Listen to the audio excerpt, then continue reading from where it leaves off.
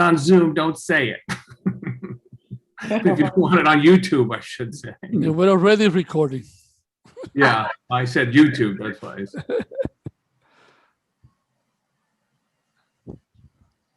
On Zoom, don't say it. Okay.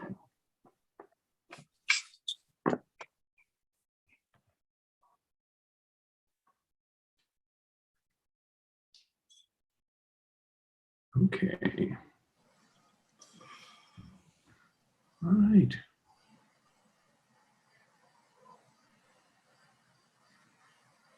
I think we've got more people coming in, so we'll just let everyone filter in.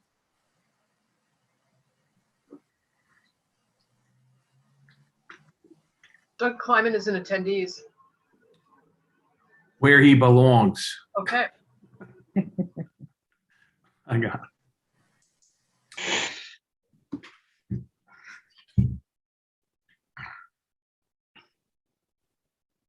Doug, welcome in.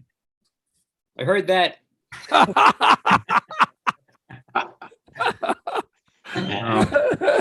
Glad you're listening, buddy. I'm glad you're listening.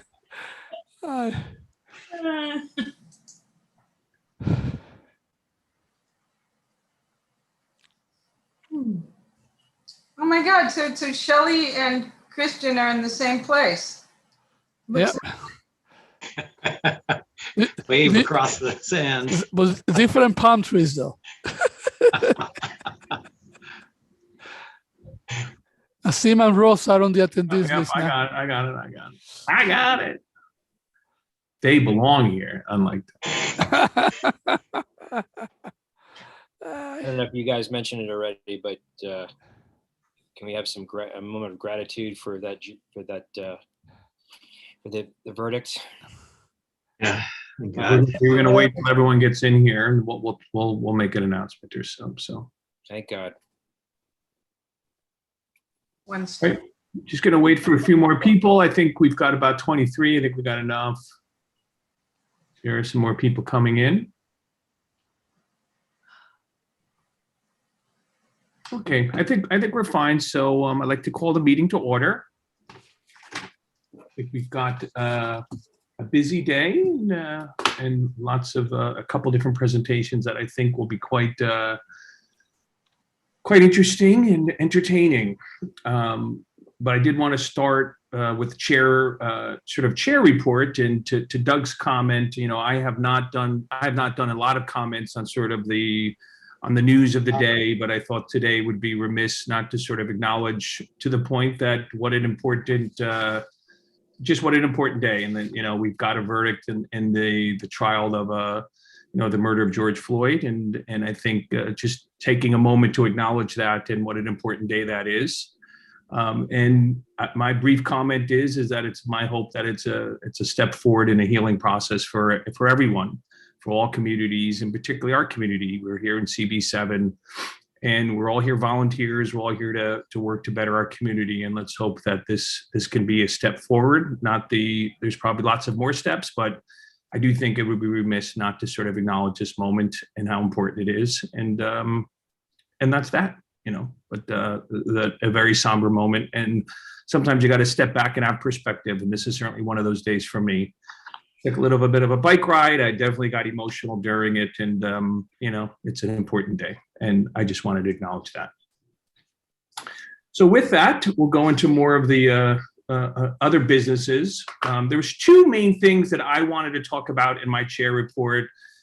They were sort of updates and acknowledgements of certain people. The first one, I did want to let everyone know and give a sort of an update on our district manager search. I'm sure everyone's very curious.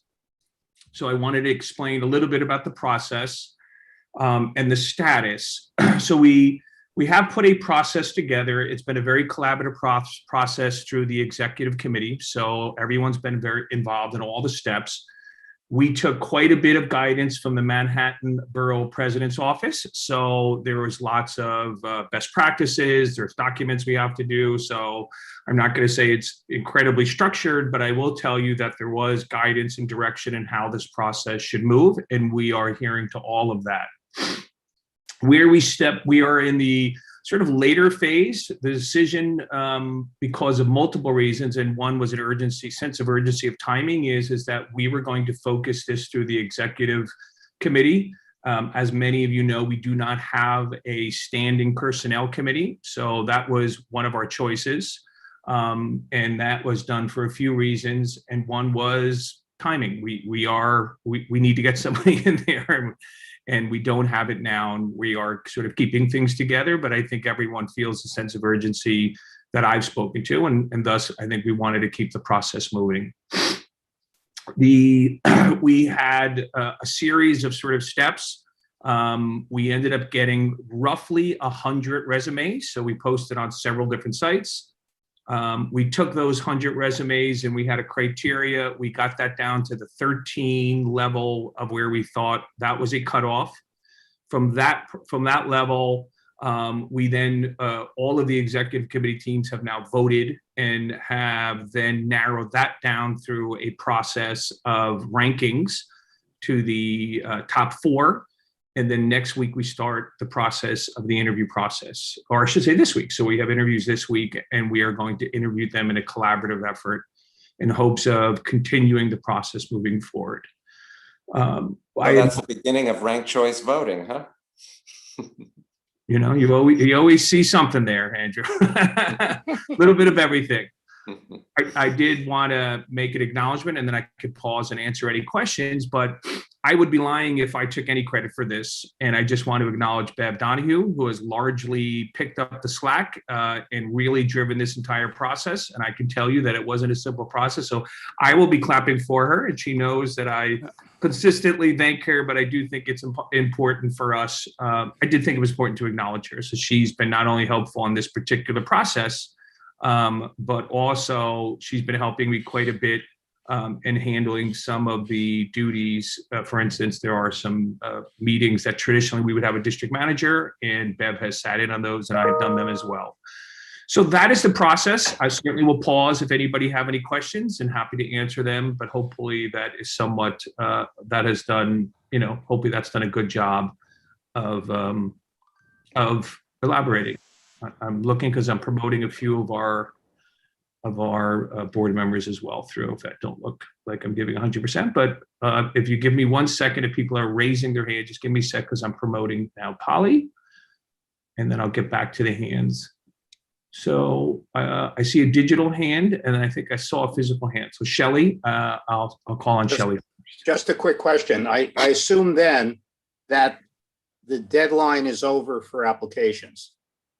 Yeah, well, yeah. So we just literally, I think today we were pulling them down, and so yeah, we've just hit the deadline, and we are taking down all of the sites, and it should be off the website, but that's my hopes. The answer is yes. Jay. Yeah, Steve, you said you're down to 4 candidates. Yes. So my understanding of the process is that the full board votes on the ultimate hiring. Is that correct?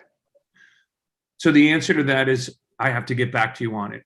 That is not my let me just leave it as I have to get back to it. Get back to you if the final board has to fire it to agree on the hiring. It's okay. A good question. If in fact that's the case, then question 1A would be, will the board be presented with more than 1 candidate? So you can defer your answer, and when you answer the first question, if we could get an answer to the second. Well, I can give you the second answer, and the second answer was no. It was not going to be the plan, whether it moved to a broader one to say, here are 3 people and the board will vote on the 3 people. I think there would be a process if it is said that we have to do so. That meaning that's part of what our charter is, and that's what the bylaw says, then we do.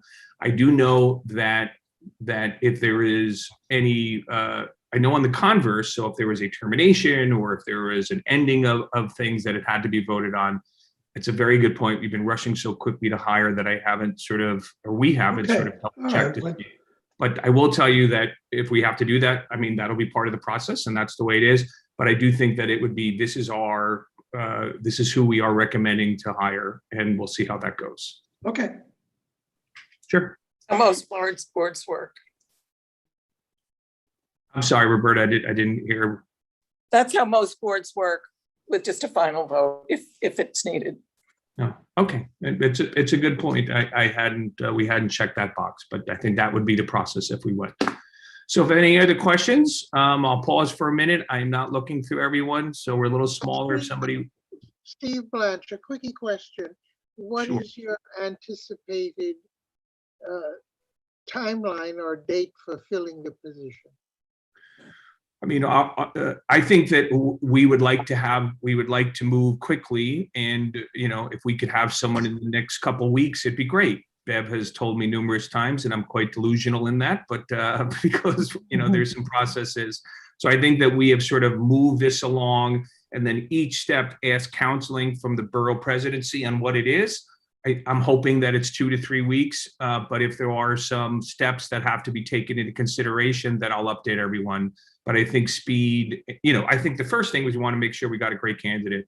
And I think we felt very happy with the pool. And I think that's why we sort of moved along. So we think we've got an incredible pool. We're very confident that we're going to get a great district manager. But I do think that we've been keeping a little bit on the clock in the sense of that there is a sense of urgency. My long-winded answer, Blanche, is a couple, if we could get someone in within 2 to 3 weeks, We're that talking would be about hopeful. June 1, maybe. I'm sorry, say that again.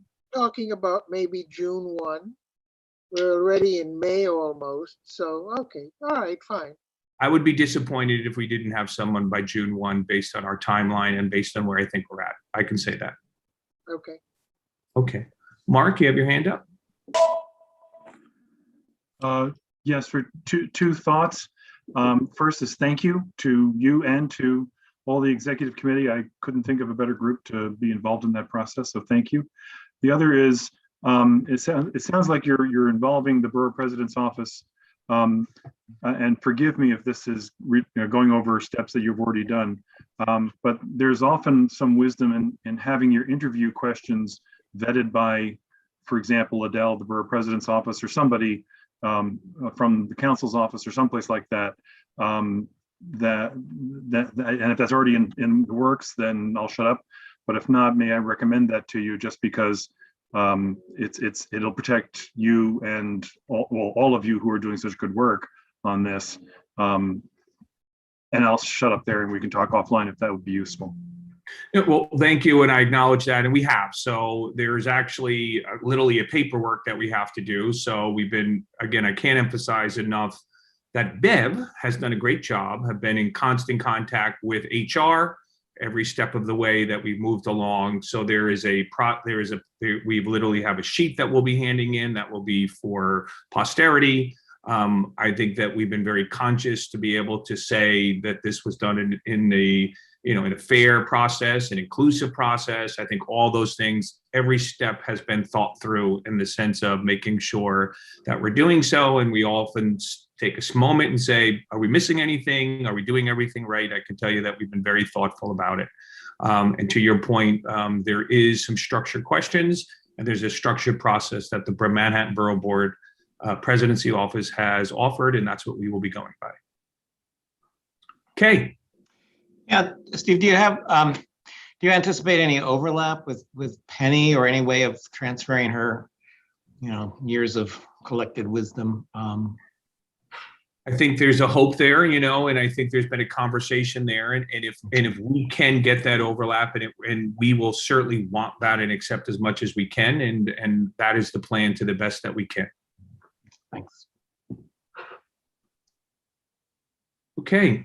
I don't see any digitals. Sometimes I do miss some people raising their hands, because if you have two screens, it's a little bit challenging. So I'm going to look a little bit both. I don't see any digital. I'm going to move on unless somebody says they have a question. Okay. So I did want to make just a sort of another sort of what I thought would be a positive announcement and another acknowledgement. I think we often, we can sometimes be an ornery bunch. So I think sometimes acknowledging people is a positive thing for us to do from time to time. we had announced last month that we were going to have the NYCHA task force kind of fold into the housing committee. And we did recently have that happened. We had a meeting this month with the NYCHA agenda. I thought it went well, but I did want to step back and acknowledge one of our members, which is Madeline Innocent. And I thought that I want to say that during those conversations with Madeline, what I was struck by is that while we tried to figure out what was the best thing to do, she never once asked me anything about individual.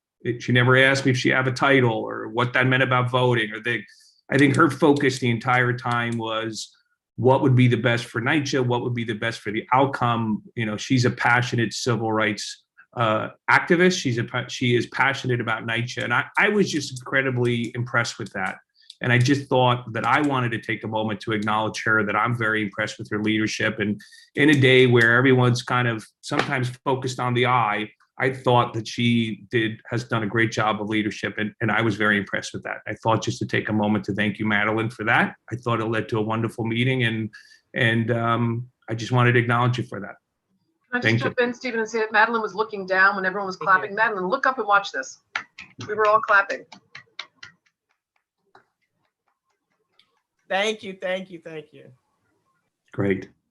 Okay, so let's, with that feel-good moment, let's move on and let's get into, I think what we're going to do is sort of the chair reports. What we want to kind of do down is just to go down each different committee, share anything that you want that you're working on, and then we certainly want you to verbalize just anything for the full board meeting. Excuse me, flag anything for the full board meeting, particularly any resolutions that we have to. And in a very unusual month, the first one up is the Preservation Committee, which is a rarity to have you on the first Thursday of the month. Take it away, Kay. Okay. Ours will be really quick. We had, we didn't have any resolutions to work on as far as projects in this community board. What we did is we had a really good meeting talking about Wise Towers and the horses that were horse llamas that were removed. We had a very productive time. A lot of you were there. We're going to follow up on that in our next meeting, May 13th, I think it is, and continue to work on that. And the other thing we took up is the issue of construction netting around projects. This originated with a concern around PS 166 and some work that's being done there around the color of the netting, getting away from the black shroud around these large projects. So they've agreed, the folks in charge of that and the construction agency. And so then the question is whether we bring that to a larger question on how to go about that, a larger resolution for other construction projects around our district and beyond. So that's all we're up to, unless Michelle, you've got something else. I don't know if I should report on the one application that was heard at LPC today. That's up to you, Stephen. I could do it at full board. Can you clarify that? Meaning, one of the our resolutions that we heard at a community board meeting in April.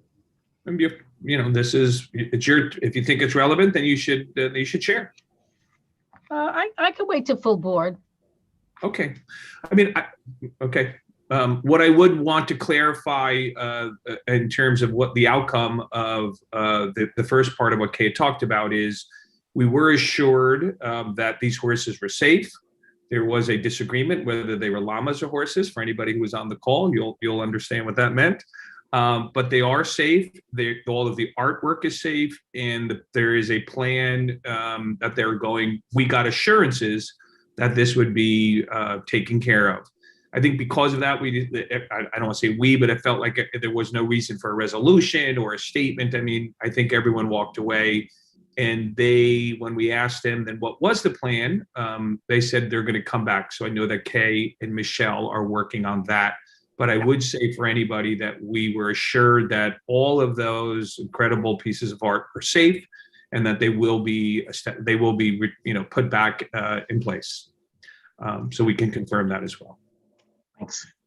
Great. If there's no questions, I will go on to housing and Louisa and Melissa.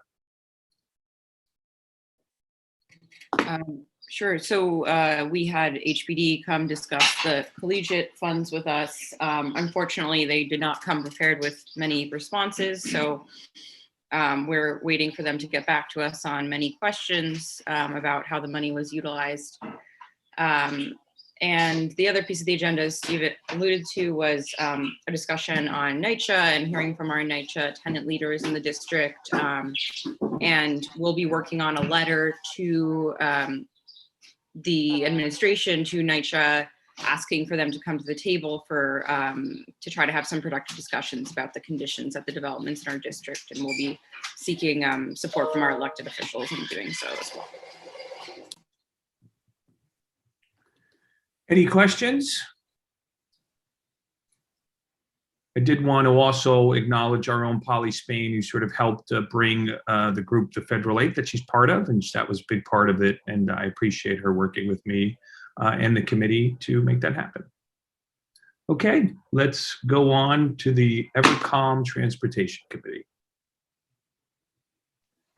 Okay, we had a presentation by New York City Transit about safety in the subways. That has been a lot on people's minds lately, and Leah Flax gave us an update on how many police the MTA would like the city to give them, which the mayor says it's not an issue. So that's a continuing fight. We did get 644 additional officers. I saw several of them in the system today and thanked them for the job they're doing. One of the other large things on people's minds is the number of homeless and mentally ill homeless at that. This is a population that must get help, and it's just incredible to me and lots of others that this is not happening at the rate we think it should be happening. The group that the city is paying for and the MTA is contributing to, the Bowery Residents Committee, is supposed to be taking care of the homeless, getting them help, advising them of services, finding them housing. And we don't think that's happening fast enough. I am trying to get a speaker from the Bowery Residents Committee to come to an upcoming meeting because I think it will be really interesting. Howard may want to speak about the issue that we almost had a resolution on, but it's actually an issue that's going to be largely taken up by the BCI committee. Howard, if you'd like. Yeah, we discussed the need for people who deliver food to have access to bathrooms. This is clearly a huge need. We all can agree that there's a shortage of public bathrooms in New York City, and BCI is going to take up this thorny issue, and hopefully they'll come up with a resolution that we'll all like. That's it. Yeah, that's it for us. We will have interesting speakers at upcoming meetings. I can promise that. Andrew, could I ask a question? Blanche? Sure, Blanche. Sure. You're relying on this Bowery group to handle the homeless and mentally challenged issue? No, they're handling the homeless, not the mentally challenged part of it. That's a different city So agency. the homeless are mentally challenged. Well, not all of them. Yeah. Okay, why the Bowery group and not a public agency? This is who the city of New York and the MTA have hired to work with this population. They have had some success. There are more people in the system than anyone ever expected. It may be pandemic related. I expect that as the weather gets nicer and warmer, such as today was, they will not be in the system, but will likely be out on the streets. This is a population that has to be dealt with and helped, whether they're in the streets or in the subways or wherever. And you think that the Bowery group is best able to do this? It isn't up to me, Blanche. I wish it were, but this is who the city of New York has hired and the MTA is helping to pay for. Bowery Residents Committee. Okay. That's their name. That's not where they are I necessarily. know that. Yeah. I know. Thank you. There are some hands raised. So Christian? Andrew, in terms of the work that Barbary is doing, it would be useful to find out, as you said, the appearance is that the work doesn't seem to be happening fast enough because of the number of homeless people that you see on the subway. But it would be good to find out whether how many of these homeless people have been offered services and shelter and have refused because Yes, that's that's part one of of the things I hope they will tell us. I will tell you that when the 4-hour shutdown took place overnight, something like, I was told by the MTA that something like 12% of the homeless population actually accepted offers of help, right, and got medical help and or mental health help and housing.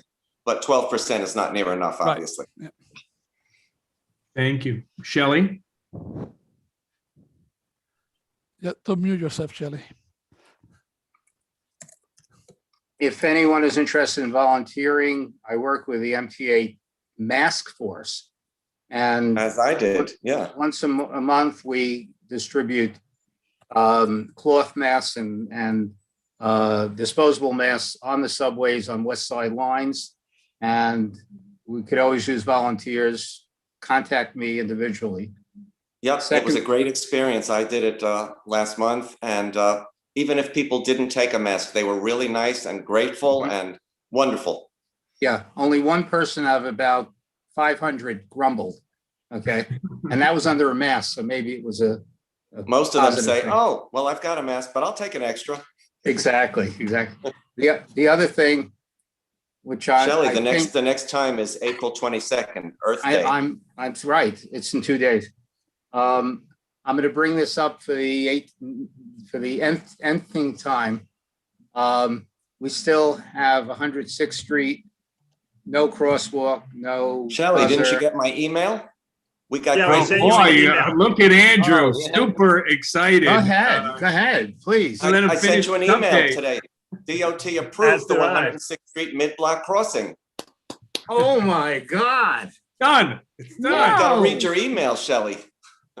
Wow. Andrew, I was surprised you weren't giving that update, but I don't know. I thought maybe an email I missed. I thought you were going to update that because I know Shelley asked it pretty much every. I sent him an email. I thought he got it. Thank God I great have news. a healthy heart, because that might have been. It's great too news. much. Oh, we're waiting God the bless you. details of when they're going to install it. Wow. We even said at the Just to meeting point out- when we said, wait till Shelley hears this. Yeah. Just to point out that almost 2.5-3 years ago, the Transportation Committee and then the board unanimously passed this, and it was an obvious thing to do. People are going to go crazy, especially because we're trying to open up the Red Oak Senior Center again, and they service about 1,000 people a week. And so the need will be as great as ever. Thank you. Thank you. Thank you. Thank you. Wow. Thank you for being such an advocate for this, and our dogged persistence has paid off. Wow. Okay. With that good news, on to Courtney. Yeah, two things. I think, Andrew, that's wonderful. I think whenever you do kind of get more of a solidified date, whenever the Bowery Residents Committee team is coming, if we could all just make sure that gets sent around so that we know. I'm sure there's many of us who would like to attend. Absolutely. I hope they will agree to do it. I'm thinking they will, because they need to get the message out. So great. And then one other thing, I'm just going to use this moment to reiterate something we talked about at the end of last year and in January, which is I still really believe that our district really could be greatly helped by having a working group to deal and address with homelessness issues, since it's not going away and it keeps coming up. And I really think that we need a working group who have a specific focus and task to deal with these issues in all of the different forms that they seem to take, whether that's in our transportation systems or on our streets. We know we have that shelter that's in the offing. I really believe we need this. And I just want to raise that issue again, since perhaps now that we've got kind of some of the other internal things settled, we can start focusing on that. Thanks. Thank you, Courtney. Duly noted. Thank you. Okay, any other hands? I don't see. Courtney, let me jump in here. Courtney, did you want to report on that $600 million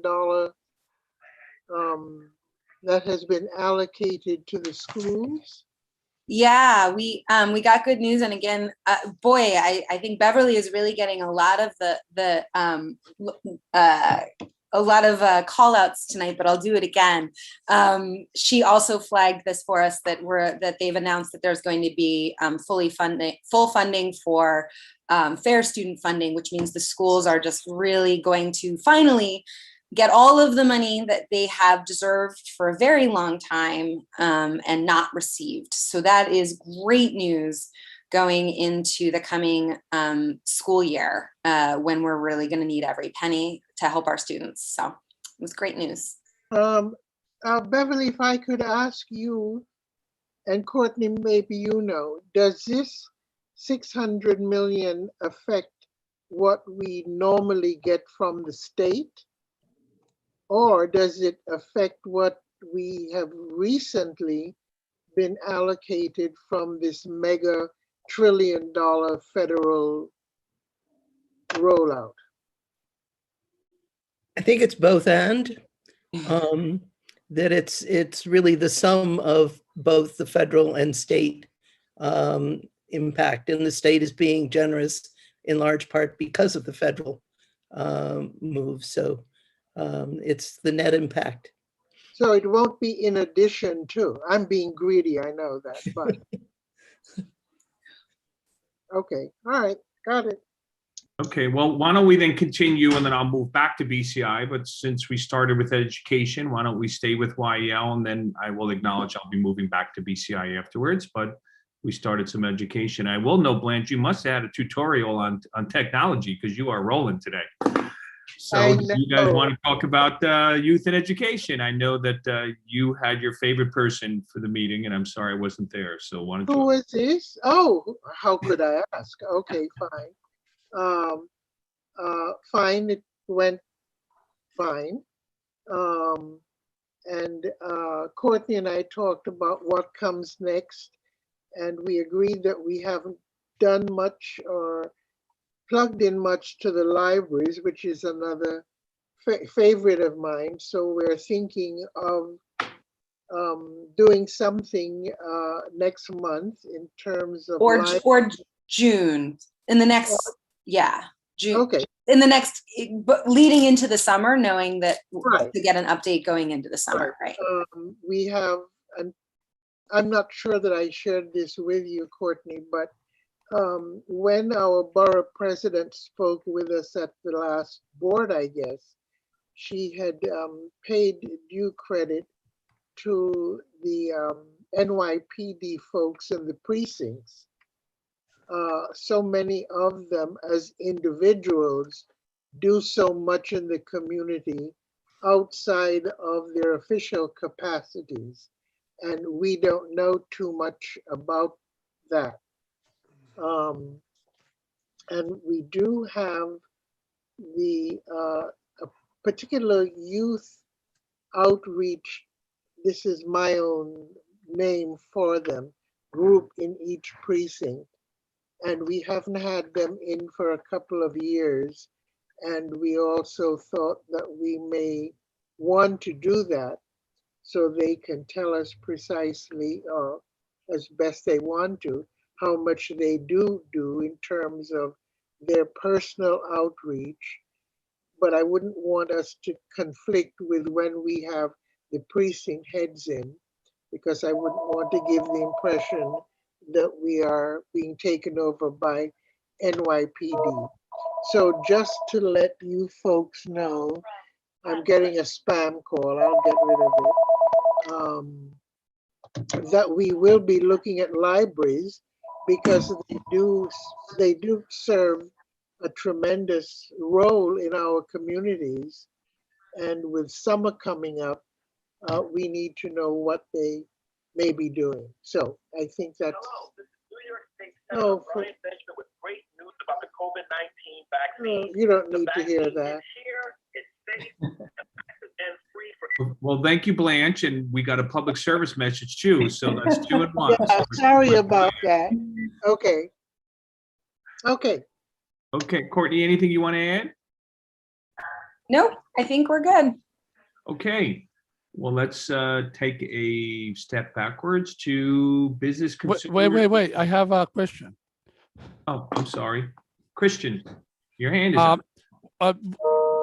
Would you care to comment on the summer enrichment program or expanded funds for SYP? Oh, okay.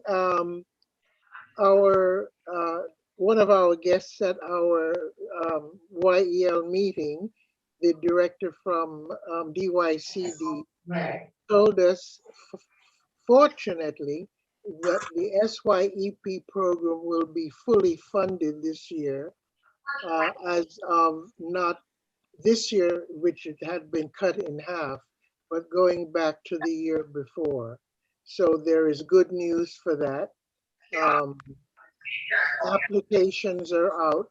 I think they're, if I recall the number, they're expecting to fund 70,000 summer slots, 70,000 plus summer slots for the SYEP program. Yeah, that's right. That was what they said, is that the budget has given them enough money to restore the program to what had been the previous levels, so 70,000. And then they also flagged the Summer Rising program, which is kind of SYEP merged with summer camp. So it's going to have an academic component and kind of a fun outdoors component. And the other thing that I think was really interesting, thank you for bringing this up, Christian, is that they'd also, I guess, committed to having, to addressing all of the social emotional needs. So they'd going to have social workers and have made a commitment to serving the children with higher, with IEPs and those types of needs. So it's actually a really exciting announcement in tandem with the budget announcement as well, that the kids are going to have a lot more resources, and families are going to have more resources at their disposal this summer. Also, in case anybody missed it, that they expanded the 3K program for all districts now. Okay, any other questions? Well, we'll hand it back over to BCI for their report. I'll start with the agenda and I'll leave the other good news to Christian. We actually had 4 applications. One was a restructuring of for La Dinastía, which has been around here forever on 72nd Street. It's a Criollas Chinas restaurant, and they're going to have a full liquor license, which is spectacular. I know I'm hoping we'll vote for it at full board. And we had 3 other applications. So really showing movement. You'll see them obviously on the agenda for full board, but it really does speak to the fact that the city's starting to open slowly but surely, and 3 new liquor licenses, one for La Taqueria, and then we've got another one for Kiki Barista, and then we've got another one for restaurant yet to be named. But the point is, we've got action, we've got movement, we've got activity. So I think that's pretty wonderful. And now I will cede the floor to my co-chair. Also, the restaurant to be named that was at the location 102nd and Broadway, where Mexico Festival was in. So I have another Mexican restaurant yet to be named is a catchy name. Yeah. Also, so in regards to the having access to laboratory facilities for delivery personnel, that particular resolution that was drafted for transportation, it was decided to be withdrawn because it was decided that we needed to get more information out there from the stakeholders to make a proper, a better decision or a better resolution. So we are planning to have on our next meeting, we're going to be inviting some of the delivery companies like Seamless, Grubhub, Postmates, Uber Eats, and hopefully maybe some of the restaurant owners and anybody else that we can think of that is relevant. So to have a discussion on that. One of the things we really want to try to find out is like, what are these delivery companies going to do for their employees? Because as Jay pointed out at the transportation meeting, all these delivery personnel who were being thought of as independent contractors are really, for many purposes, this company is going to have to treat them as employees. And since they are their employees, they need to provide services for them. And of course, this is also, as many of you probably understand, that it's a big issue in the terms that this city doesn't have much in terms of public facilities. So you also know that there are other states, there are also people that aren't just delivering food and they're taking food, they're also the delivery who come to the restaurants. Many of the restaurants with whom we spoke, restaurateurs with whom we spoke, absolutely provides their space. But we do need more facilities for the city in general. And in the following month, we're going to hopefully see the folks from, you're going to see the folks who are delivering, some of the bicycle delivery folks. Yeah. There's also one more thing Doug brought to our attention, that one thing we may be losing the review of sidewalk cafes, because that whole plan is evolving, and it could be that, but we end up with one required review from us. But they'll point it out that there is a chance that we may have to review cannabis dispensaries. Hey! You lose the sidewalk cafe, marijuana. So we have to see what the future holds. I can't wait for those. That's going to be a joyous occasion and a lovely meeting. Christian, you just want the 12 free o'clock at samples. night, but we'll cross that bridge when we get there. I understand there was some signage up over on 79th Street. Someone told me of some type of cannabis company already going up. So just somebody shot me a note. So, okay. Well, with that joyous information, let's. It's appropriate on 420 to lift that up. Exactly. Just the hits keep coming. So let's go on to Parks and Environment. Okay. Hold on just a second, Barbara. I have another audio on that I can't mute, so I'm gonna mute myself here, and you guys will talk with Barbara. I'll listen. Okay. All right. Barbara, we have spotlight's on you, all you. Let's go. Yeah. I think we have two interesting presentations coming up next month. By the way, we had no resolutions at our meeting yesterday. We have a presentation from the New York Lawn Bowling Association, and they are coming to us because the world's top sports governing bodies would like to have an annual televised competition in Central Park. The financial benefits would go to the Central Park Conservancy and to the Department of Parks and Recreation. For those who don't know, I mean, lawn bowling, of course, is bocce. It started back in 1626. In 1926, the first bocce court opened in Central Park, and another one came in 1930. Apparently, they're very, very popular with an older population here in New York. And in any case, in 1987, the New York Lawn Bowling Association merged with the New York Croquet Club. So now it's both of them. Anyway, they're coming to make a presentation, should be pretty interesting. The second item we have coming up is Bob Herman, who many of you know. He's the chair of the Broadway Mall Association for many, many years. He and I were once co-chair of parks together. He's a close personal friend as well. And the Broadway malls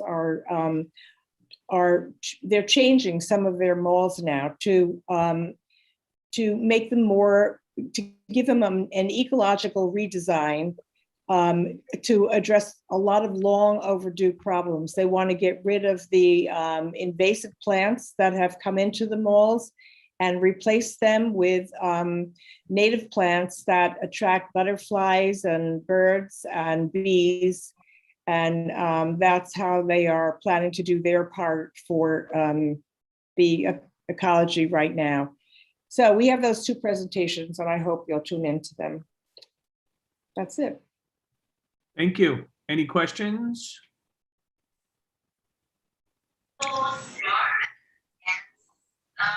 Okay, thank you very much, Barbara. We're going to take that as a no question.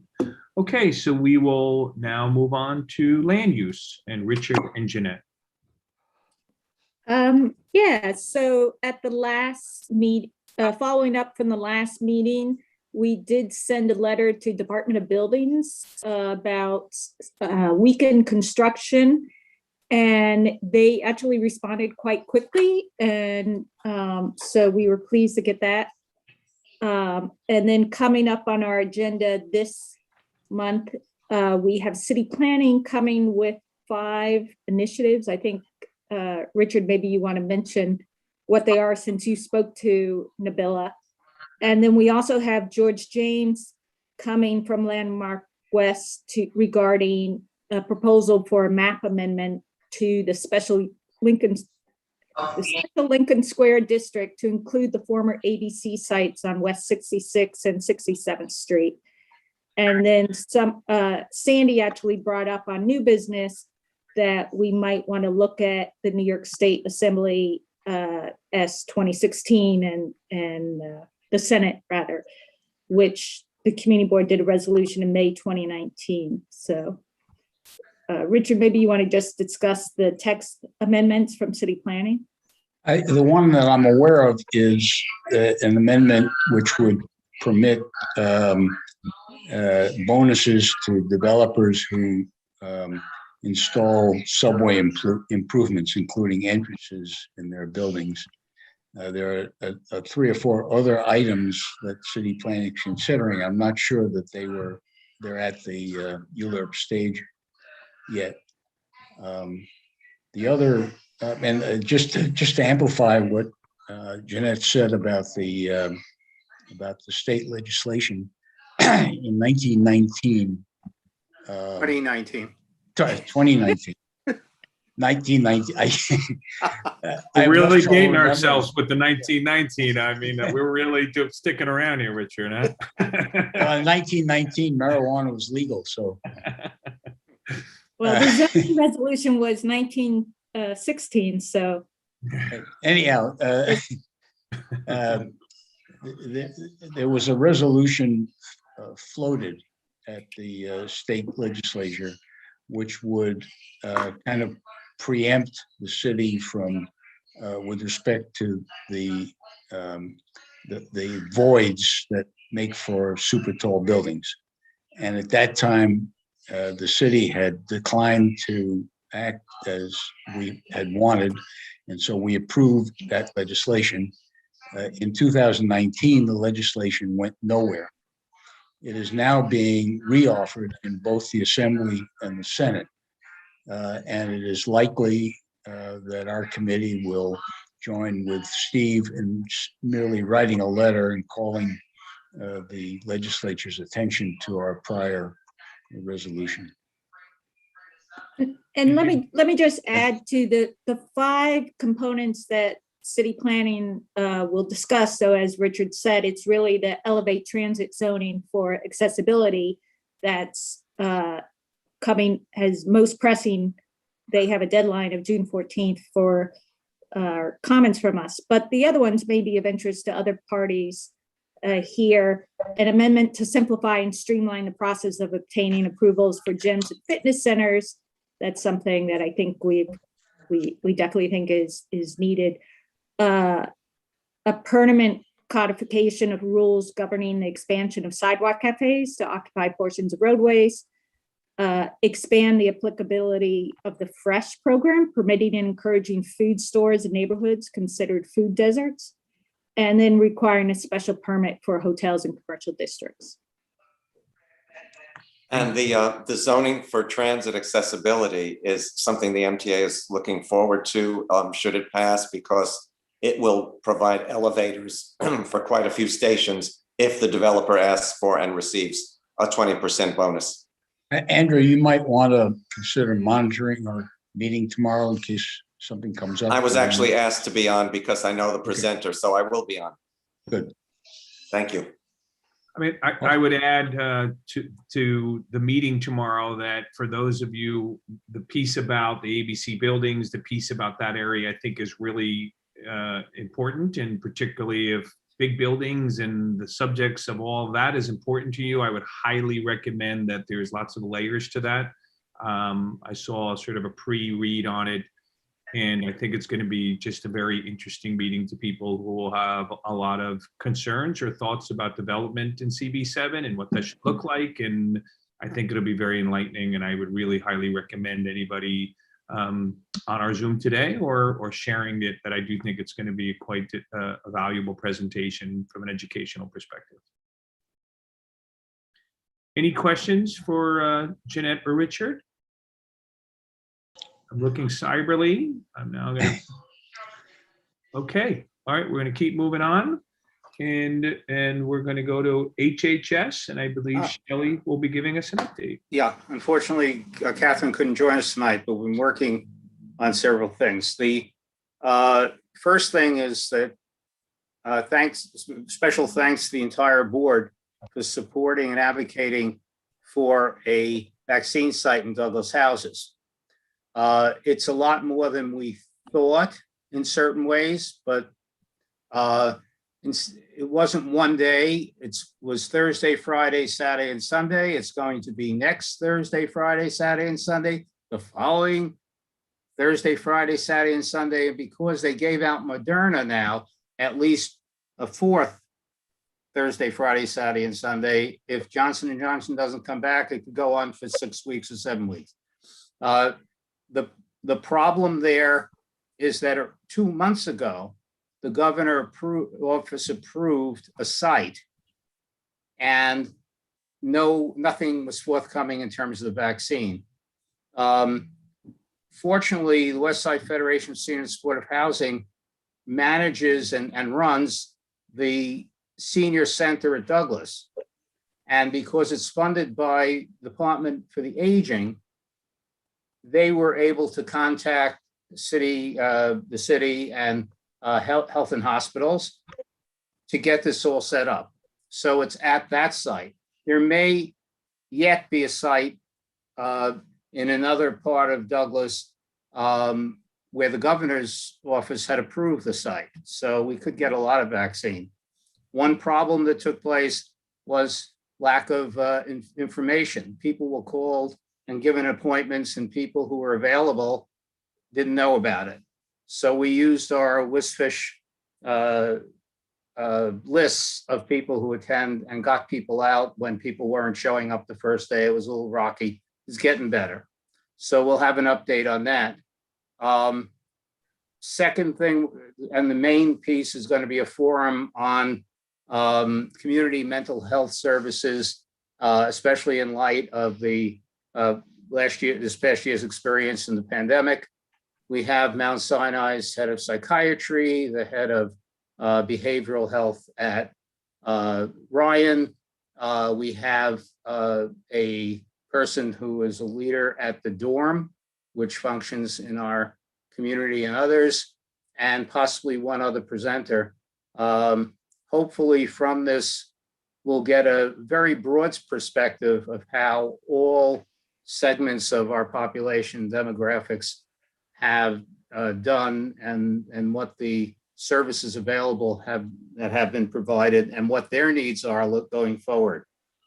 And third and not last, if you look on the agenda, you'll see for that meeting, you'll see a link to Stop Asian Hate, different things about it. And we're just going to go over them quickly, and what the resources are for people who want to get involved. And that'll be a jam-packed meeting, hopefully a good one. Thank you, Shelley. I do want to, I know Madeline wanted to also speak about the Douglas House vaccination center as well. Madeline, do you want to add some thoughts? Well, Shelley spoke about his portion of it, but I had been working with Assemblyman Daniel O'Donnell's office for months. And I even spoke to Eric from Mark Levine's office. We've been coordinating with Senator Brian Benjamin on this, and there's a few kinks in it. I don't know, there's some volunteers on Douglas premises who are knocking on people's doors. I don't want to say they're disturbing them, but people are calling me saying they don't want those people to knock on their door, asking, do they want a vaccine? They've shooed them away from the park, but I'm getting the phone calls. Also, I went out earlier this morning, there were 2 volunteers standing in the building next to me telling people they have to take the vaccine, it's the law. And I told them they shouldn't be telling the residents that. They are giving out misinformation. There was some on my floor. I was able to tell them, don't threaten the residents in getting a vaccine. So there's some, there's not coordination with all the groups combined. Governor Cuomo, which I've been working with them, as well as Daniel O'Donnell, Mark Levine. Something has to come, and Senator Benjamin, something has to come along where it's more organized and the residents of Douglas are not feeling threatened. So, Any idea who these people are? I asked her who she was. She said she was working for the state. GHC, it has initials GHC. If I remember correctly, had orange vests. And I said, who are you with? I said, I thought they were with Mark Levine, because I talked to Eric from Mark Levine office. We were supposed to go out today, both of us, and just stand there and talk to people. But he wasn't able to do it. He said he didn't get the flyers made up. But these other people, she laughed when I said, don't threaten them. She said, yes, but they have to take the vaccine. I couldn't believe it. They're threatening Douglas residents. Now, how coordinated is that? Terrible. So something, I don't know how it's going to be conveyed to the governor. I don't know. I don't know who to complain to, because I don't even know these people. So they have to stop that. Yeah. Because it's already Black people having a hard time wanting to take it, let alone telling somebody they have to take it. And I told her it's not the law, so you cannot say that to people. So there's something. Well, you know, we do have our HHS meeting, you know, just it's one of the few that's in the front of us. So perhaps Shelley in new business, or perhaps you can coordinate with Madeline just a little bit more, and perhaps it can be addressed, but it's clearly something that needs to be. And perhaps the 2 of you can talk offline and again, maybe address it in new business in terms of that specific one, what we can do, but clearly something needs to be done. Okay, there are several hands raised, 3 committee members, I mean, 3 of us, and then there is someone in the audience. So I will start with Roberta, who is doing a good job of getting my attention. So you are up first. Thanks so much. So we had our senior task force 2 weeks ago, and at that meeting, Madeline voiced her complaints about getting the vaccine. Goddard Riverside has been able to get some vaccine at Amsterdam Houses, but not enough. Mark Jennings from Project Find was there. So at the end of the meeting, Mickey Navarro from Red Oaks, which is part of Wishfish, and Shauna Humming from Brian Benjamin's office, and I each went and made phone calls, and we agreed to do it within 30 minutes. And within 30 minutes, Mickey, Shauna, and I were on a 3-way phone call, and we had just about nailed it down. The final details came out a week ago, earlier in the week, and it's a first step, but we still need to get, the senior task force is continuing to work with all of these people to make sure that we can get coordination. The other thing, Shelley, is that the homebound vaccinations were on hold because of the Johnson & Johnson.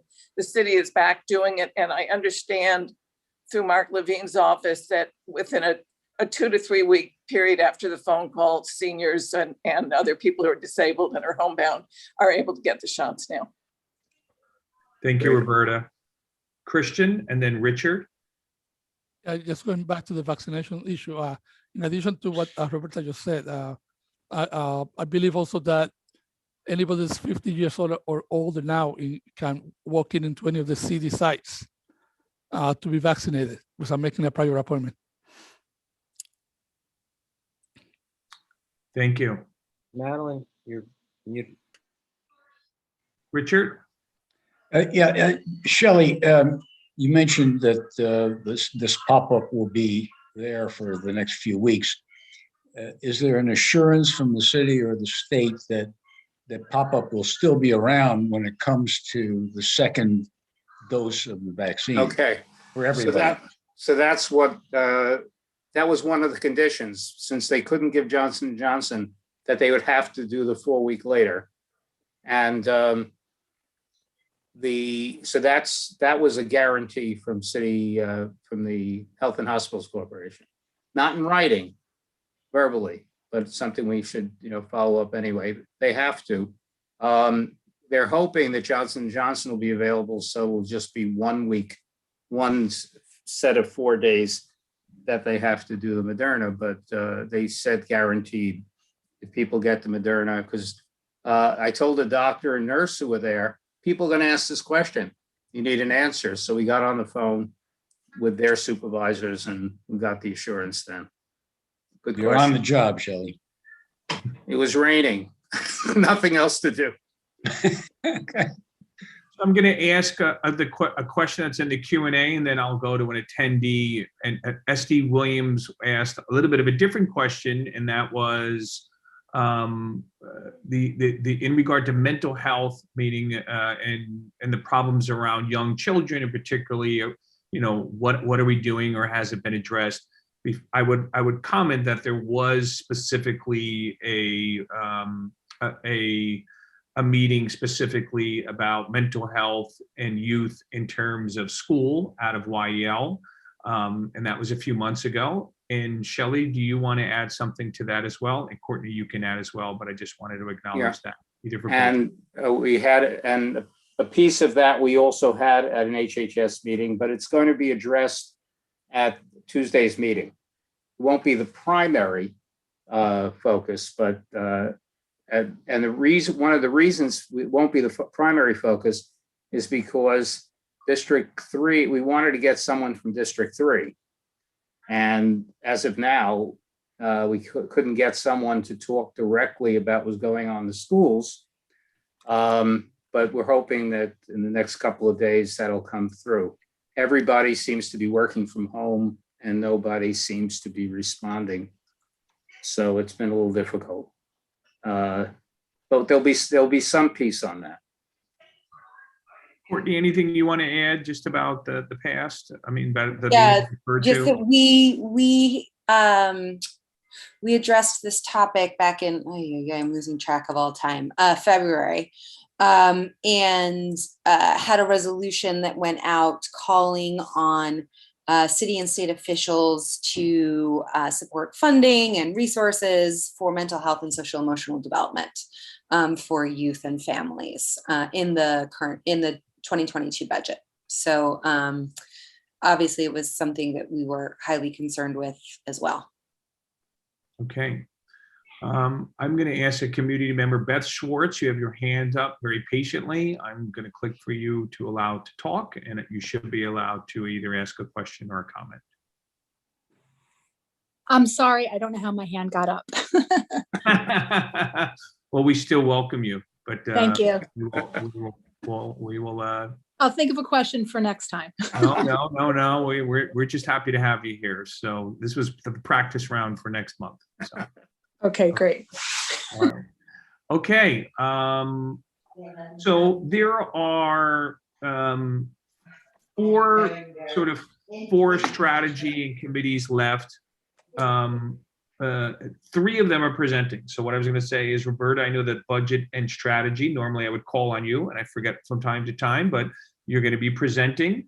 bylaws task force is going to be presenting, and our environmental justice working group is going to be presenting. So I'm not going to call on you, but I was going to say, Roberta, you did mention some things about the senior task force.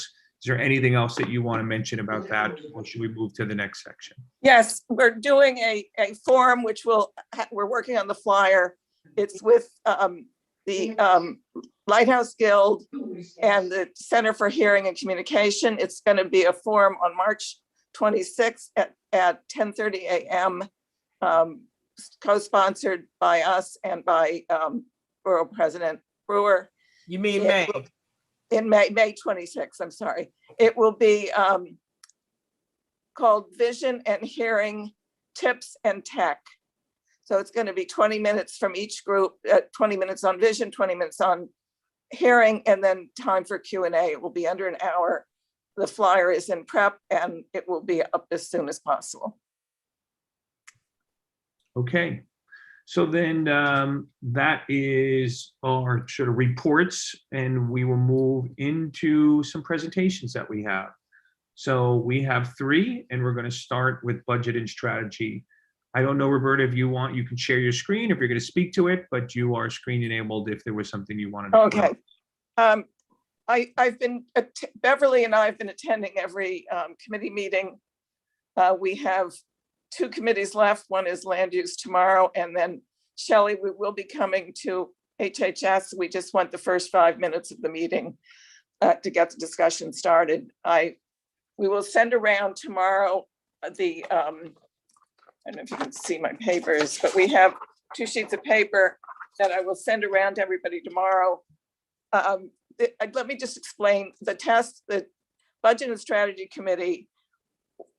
The community board, one of our main priorities every year, we're mandated to do a district needs statement for the year and to do the budget for the following fiscal year. So for us, it's going to be budget for 2022, July 22 through June 23. This year, we've come up with a list of, we're going to have budget priorities that limited to 20 total. We're asking each committee that has budget priorities, both expense and capital, to prioritize them in advance. The criteria for selecting priorities include district needs based on census and city data sources, constituent input to be gathered by committees from April to June, cost benefits relative to other programs and projects, the likelihood of the item being funded without CB7 advocacy, close linkage to a policy area that is a high priority area for CB7. And each committee will be asked to explain which criteria they use. The timeline and process is shortened this year. So in April, we're coming to each committee. In May and June, we're asking you to meet with all of your stakeholders.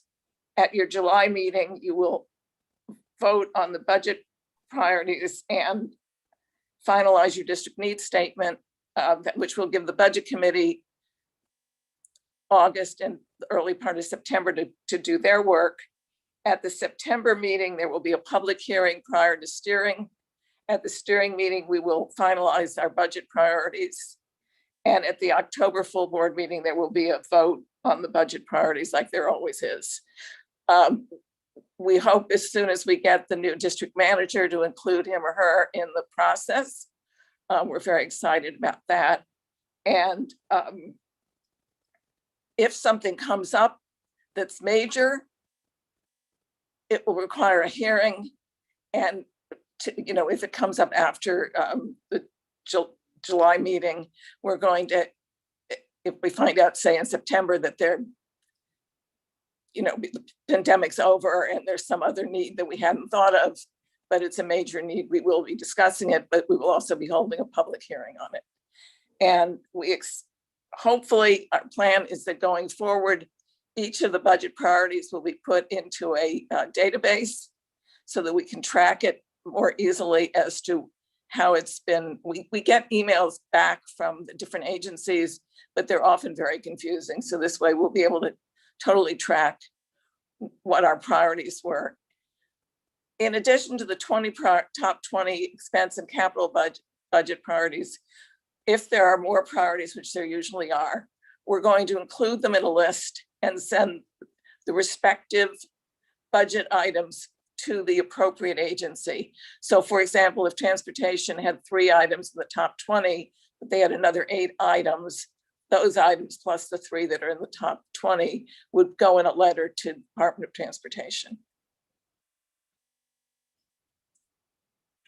And Bev has created a timeline, so I will be mailing both of these out to everybody so you can clearly see it.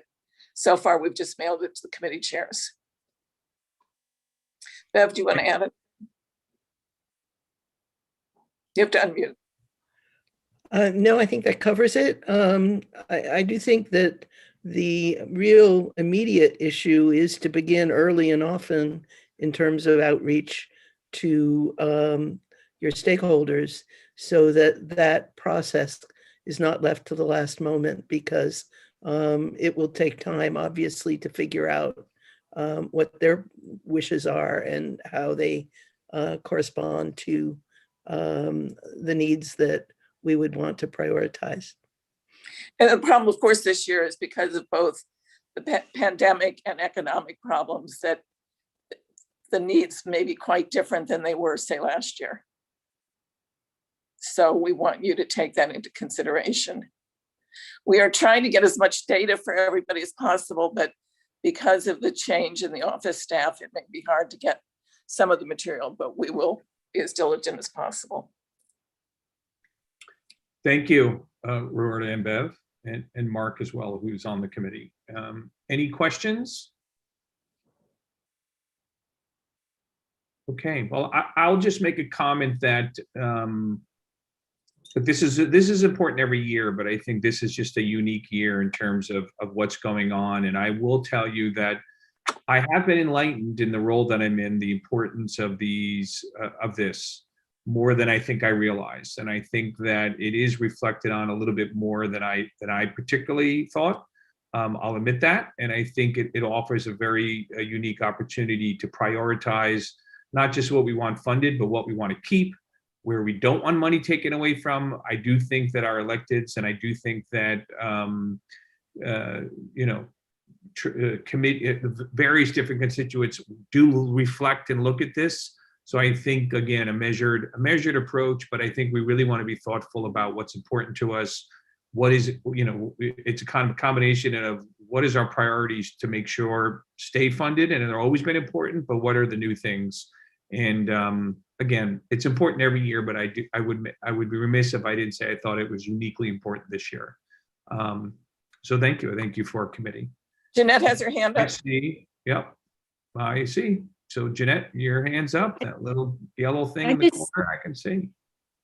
Thanks. I just wanted to say, I think it's really useful, this of tracking past priorities so that we can see, have they been funded. I think it allows us to set more criteria and weights as we move forward on our projects. So I think this is all a really good advancement, that the district needs statement is really an underutilized tool that community boards have. Thanks. Thank you. Anyone else? Okay, so let's move on to the next presentation. I will do a little bit of the context and then hand it to Susan. One of the things that one of the conversations that sort of have come up over the last year is a little bit about best practices around what we're doing Zooming. And there, clearly it's not in the bylaws, because I don't think the bylaws ever thought that we'd be doing this.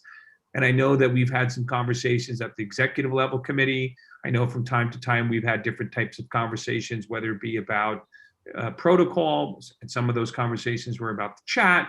And I think, so we've had these conversations, and one of the things that I shared with Susan and her task force is I thought it would be a good idea, meaning expressing what various different people said, to come up sort of a best practices that could guide us.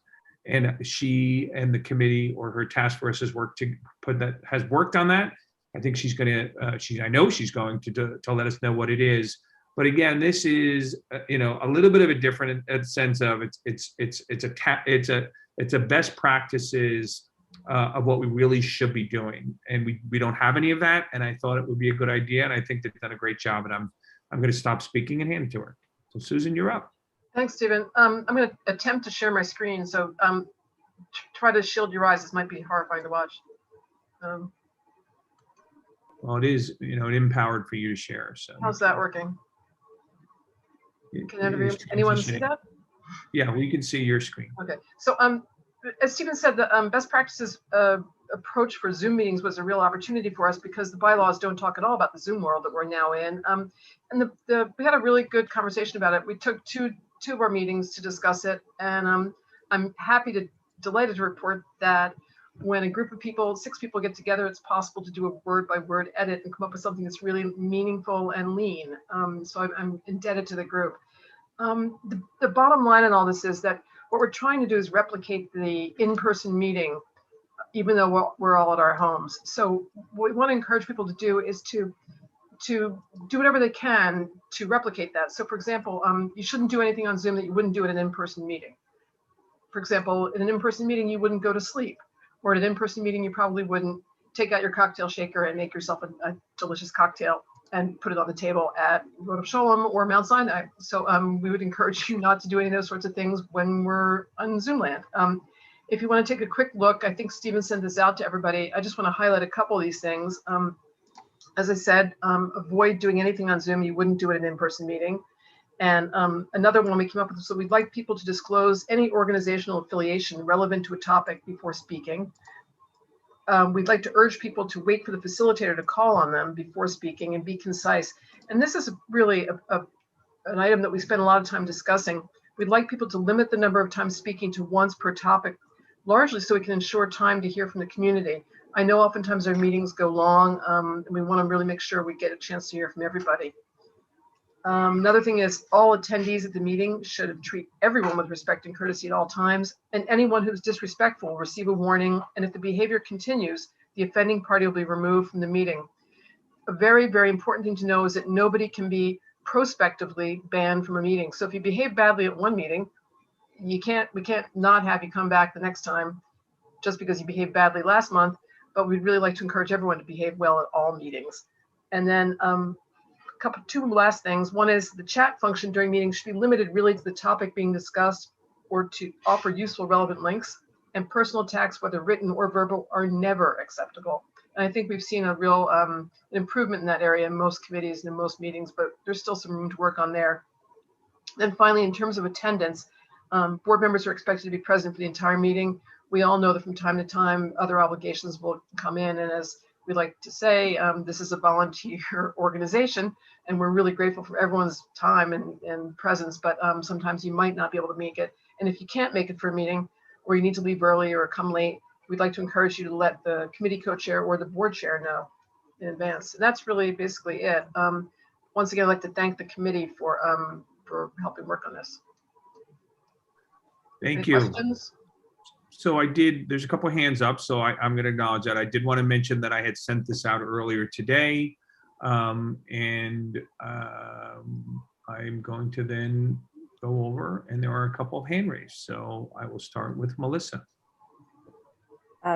Thanks for that. Great list. I would just suggest we think through how to kind of introduce it at meetings and use it as a way to set the ground rules so that community members and board members know what the expectations are, especially around like what's grounds for removal.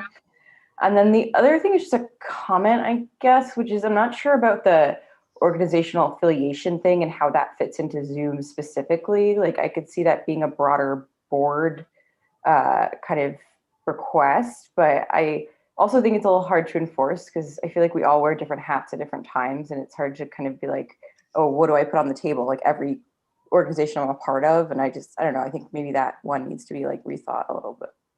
That's it. Thanks for that, Melissa. That actually got a lot of discussion, and that's something that's definitely going to come up in the bylaws themselves, because that is a topic for bigger discussion. I think the idea is, for example, if you're a member of the PTA and you're talking about something that has to do with education, you should say, I'm the president of my PTA. It's not to give a laundry list of every organization you're part of. It's simply if it's relevant to a topic before speaking. And I know when I joined the board, you know, I didn't know other people's backgrounds that much.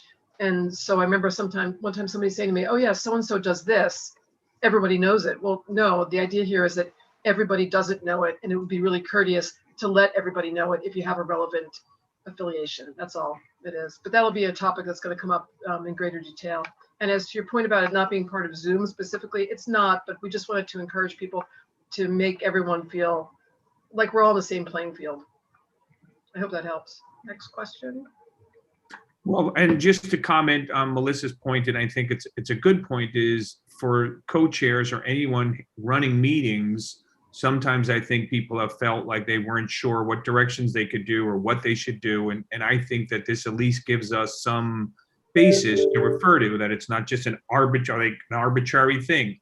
And one could see that if we wanted to put these to a certain degree, as if you felt inclined again to put a link and say kind of these are our best practices, you know, that is something I think that then you could say, I'm referring to, we put together best practices, you are not abiding by those, and I'm just correcting you, as opposed towards, I think some people have gotten individually said, why are you the arbiter of this? And I think it empowers someone to feel more that there are some standards that we've established as a community board, and therefore it empowers those people to feel like it's not just a sole decision, that there are some MOs of how we want to operate. So I think that's a good point, Melissa, in the sense of it helps you to sort of use to fall back on if you need that.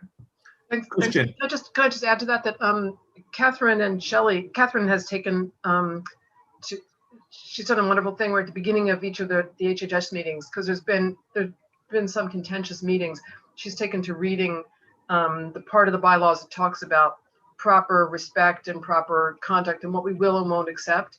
And it's sad that it's gotten to that point, but it really, I think it helps to set the tone. So this is kind of along the same lines, but very grateful to Catherine for doing that, and to Shelley. Christian. Okay. I wonder if you consider all the implications on what you wrote on number 2, where it says community members who would like to speak during the public session must sign up during the meeting, because it's must sign up versus should sign up. And I will agree with that. I would love to be must sign up, because I would say then we should eliminate the Q&A and we should disable the raise hand function for attendees. Because if it's a must sign up to speak, we shouldn't be taking raise hands from attendees, and we shouldn't be having the Q&A. I'll defer to Stephen on that one. It's a great comment. I think the reason we came up with must sign up during the meeting is because we had a lot of discussion about whether or not people should be encouraged to sign up before the meeting. So our focus was on when the signing up should happen, and I think it probably would be better to say should sign up as opposed to must. But Stephen, I'll throw it to you. I mean, I think again, these are recommendations, best practices. That there wasn't going to be the Zoom police who are going to kind of jump in and sort of say not. And I think again, if it's maybe not worded the exact way, but these are sort of recommendations, and I think Susan articulated it. You know. Yeah, but I think we should actually come to an agreement on how we're going to do it, because I think we really should, instead of having people raise their hands as an attendee, we should encourage them to use, let's say, the Q&A.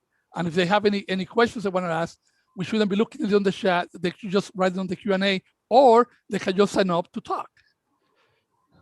Okay, well, duly noted. I think what I can just speak that I think we've been trying to be organic, and what I have done is whatever I can do to maximize community involvement, I've been doing. And if I think that I've tried to do that kind of in a responsible manner, but I think there has been a concern or some feedback that we aren't always the best at that.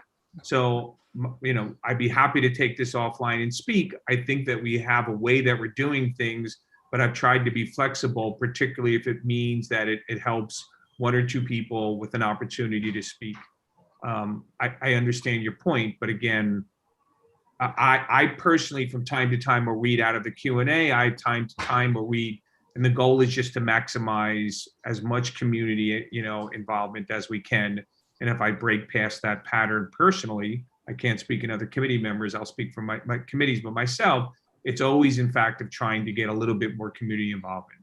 But happy to speak more with you one-on-one, and you've been we talk every beginning of every sort of board meeting and start to talk, and we can revisit that. But again, I think we want to be just a little flexible particularly when it comes to the community, but it's certainly a conversation we can have. Doug, I see your hand up.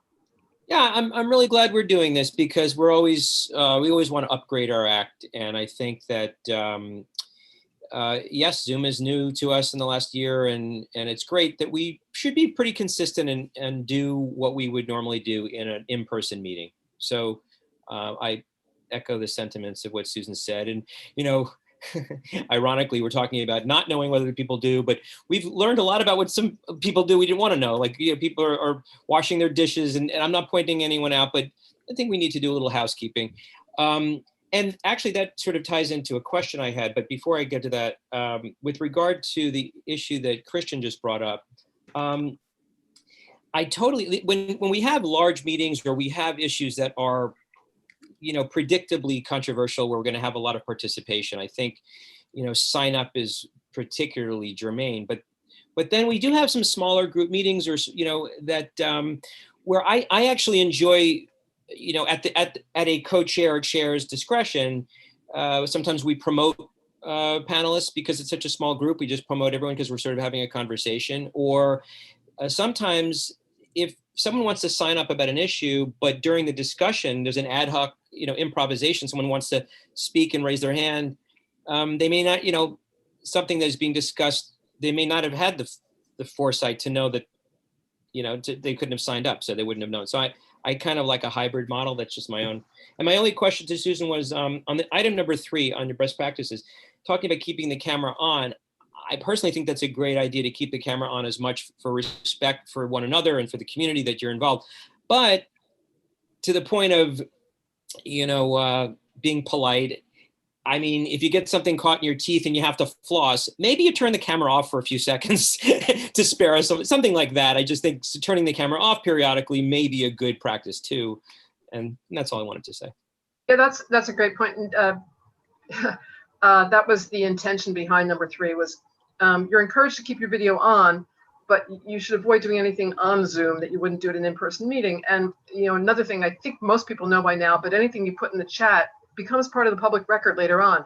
So if you have something to say about somebody else, a good place not to put it is in the chat. Most people have phones. You can text your friends. You can do whatever you want. You can mutter it under your breath if you're on mute, but don't put it in the chat. Same thing with if you have something to do during the meeting that you don't want everyone to see, you can feel free to turn off your video, but we would encourage you to keep it on as much as possible. Yeah, I think it said, when at all possible. So it certainly didn't say that, but I think the hopes is that the de facto position is on rather than off, particularly as we are members. The second thing I tell you, Doug, is you got something right there. So I'm just okay. At least she didn't put in the rules, no flossing. Jeanette, you're up. I see your hand up. Sorry, two quick questions. One, is this primarily for full board meetings and there's more discretion at the committee level? And then 2, with the mayor announcing that city agencies are supposed to be going back to the office, has there been any discussion about the community board going back to in-person meetings? Well, I'll give you the last answer, and then I'll let Susan ask more of the specific. There are beginnings of conversations about the offices opening up. There has been no direction or conversations about mandating or anything about what our meetings will look like. I expect a very spirited conversation based on the many individuals that have sort of sought me emails and text. But to your specific question, the answer is no. There has been no conversations about when we will start going. If you'd like to use this, Bev has been, again, part of this, that there has been some conversations about when our office will open up, and that's just starting as well. And we will continue to monitor that, and particularly that we may be a little bit later than others because you really need a district manager to open it up. Like literally the cleaning is being done by the district manager, meaning so we will probably be delayed. Your first message, I think, was about committees versus full board, and I'll let Susan answer that. That's great, because I was going to let Stephen answer the second one, so I'll happily take the first one. This worked out really well. Yeah, I guess most of this is aimed at full board, but certainly the respect angle and a number of these things are aimed at committee meetings and at full board. It's more a general approach to it. And I will say, with regard to the issue of whether or not we're going back to in-person meetings versus staying on Zoom, rest assured that of the 6 members of the bylaws task force, we cover every opinion on that. So, because we did have some discussions about it. So if you have an opinion on it, it's represented. It's quite diverse. It's quite diverse. But listen, I will just give you my opinion above to add to Susan's. Look, as a co-chair, it's your meeting, and you should do as you feel. I think again that the word best practices or words are best practices. So I think that you should have the flexibility to run your committees as you like. These are recommendations to either help you or guide you, but inevitably each co-chair will run the committee as they like. I've been to committees where everyone instantaneously promotes everyone from attendees and they make it a group meeting. I have others when they don't. And I think that again, each committee is free to do that based on the topics or the size or whatever. These are recommendations or best practices, and they should be looked at as that. If you're ever really bored and really bored, I mean, you could take a couple days and watch Zoom meetings from every other full board. And for example, you might want to start with CB1 because they have a gigantic clock on the screen that counts down as if you're at some Olympic event. It's huge, and it goes from yellow to orange to red or something, like the colors change, and it's different times set for electeds or set for these people or those people. It's really a very elaborate situation, and you don't see everyone's face on the screen like we do, like the Brady Bunch thing here. So each board has made up their own decision of how to handle all this situation, and our board is we think this is a nice way to approach it, sort of organic. Like, we're encouraging people to speak only once, as opposed to a gigantic shot clock on the screen. So. Okay, any other questions? Thank you, Susan. Thank you, guys. So we are going to move now to the Environmental Justice Working Group. I spoke about it last month as something that we would be focused on, and I mentioned that there would be a presentation that I forgot to put on the agenda earlier, but I did get it on by the end of today. But we are going to have Rosa and/or Polly present. And if you guys, Polly, the sharing capabilities there, if you want to show slides, because I think you guys might have been working on the slides. Yes, that would be great. So you can just do it if you go. Okay, cool.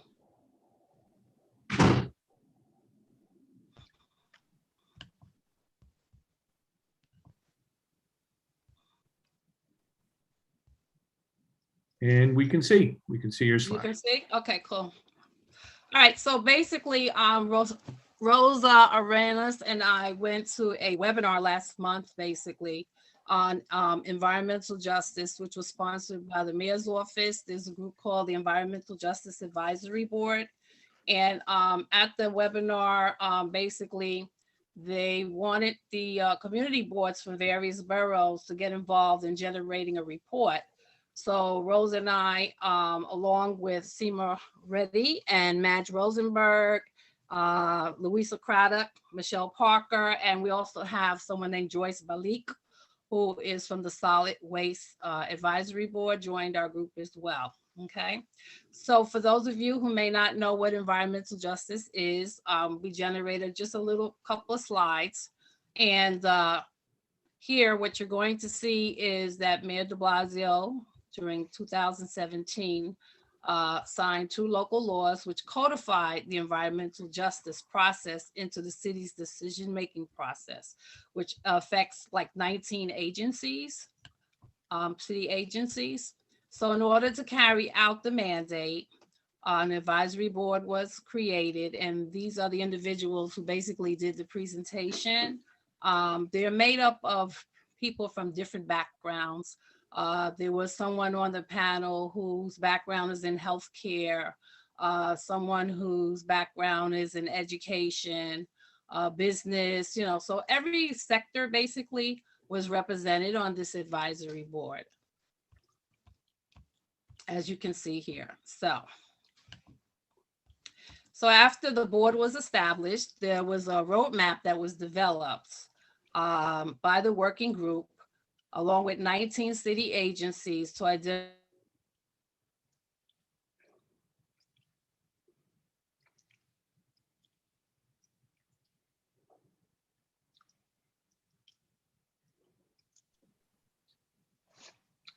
Holly, I think, I mean, I'm not hearing. progress. It's not finalized, but it's a place where everyone can go to kind of look at the area that they live in and look at environmental issues such as air quality, pollution, you know, access to parks and recreation. And so what they did was they narrowed it down to specific profiles that were based on ethnicity and income. So here what you see is they define environmental justice areas in our community, not specifically our community, but all of the different boroughs. They wanted to tailor it to individuals who live below the poverty level of 23.59%. and minority communities that are 51.1% of the total population of that area. So there are 10 legal requirements. One of them, of course, is that the report must be updated every 5 years. So since the laws went into effect in 2017 and you add 5 years, so we're coming up on 2022, which is next year. So basically, that's why they had the webinar, because they wanted the community boards to kind of take on the role of spearheading information and giving them feedback that's aligned with their community. So Rosa and I, along with everyone else that I mentioned, took that task on. So now, there's several topics and scopes of the report that they're seeking feedback from, and they want, again, council districts, residents, and other stakeholders to assist with this process. I'm going to go to the next slide. This is basically the timeline, right? So here we are now, April 30th, I'm sorry. The report must be submitted to the environmental board.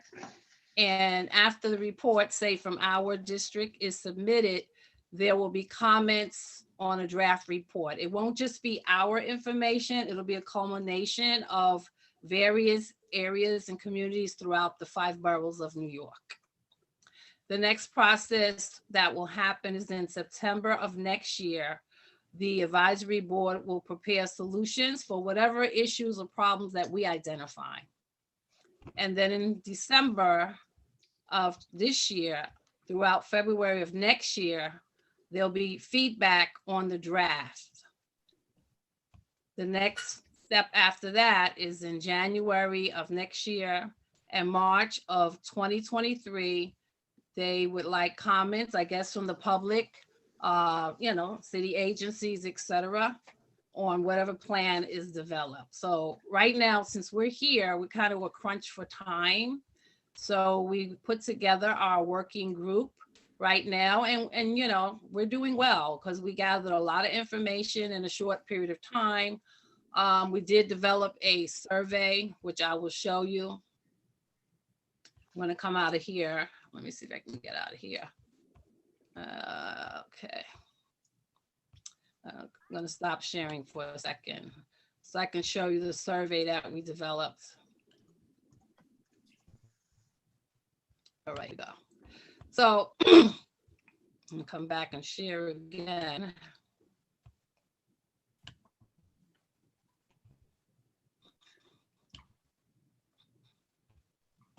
Okay. All right, so hopefully you could see it. But Rosa basically took a Google form and we together crafted a statement. And this, by the way, is on CB7's website. We did do like a brief blurb as far as identifying what environmental justice is. And then there's a link that will take you to the survey. And these are the questions that we're asking on the survey. you know, do you live in the environmental justice area in our district? So we identified those areas. As you can see here, it's 100 to 110th Street between Amsterdam and Central Park. And then the southern area is 59th Street, West 59th Street to 66th Street between Amsterdam Avenue and Hudson River. So we also identified our community board district area so that people will know. And we wanted to know if there were people outside of the community board area also that wanted to, you know, express any environmental justice issues that they may be dealing with, you know, in other areas of the city as well. And so we asked, what are the top 3 concerns in your area? So in other words, if you lived in that footprint that I just mentioned, then that's what you would respond to. And then we have the 10 categories. We have heat, flooding, noise, pest control, lead, food insecurity, waste management, garbage. And then the next question we asked is, what do you think the city can do to improve your neighborhood's environment? We also, again, wanted to see what your race or ethnicity is, because remember I mentioned earlier that the advisory board kind of wanted to narrow it down to minorities and those who have a low income status. And then we asked, of course, what is your household income, your age, and you don't have to disclose it if you don't want to. This survey was also generated in Spanish as well. And there is a link for other languages so that this way everyone can have access to the survey. So right now, as of yesterday, we had like 44 responses, but we want to get more responses, of course. And I know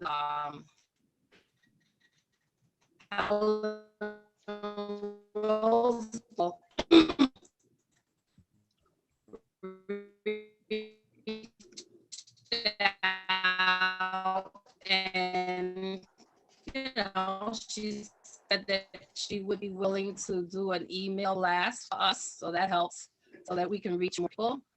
When you go to our site, you'll get to see the links where we want the community to participate when we're going to have a forum, and you know, just talk about environmental justice and you know what issues that they would like to see us address. I like the fact that we're taking on this task because I feel that it aligns with our district needs statement. And that's very important cause. You know, this is really new to me, I'll be honest with you. I had no clue about environmental justice and what that means.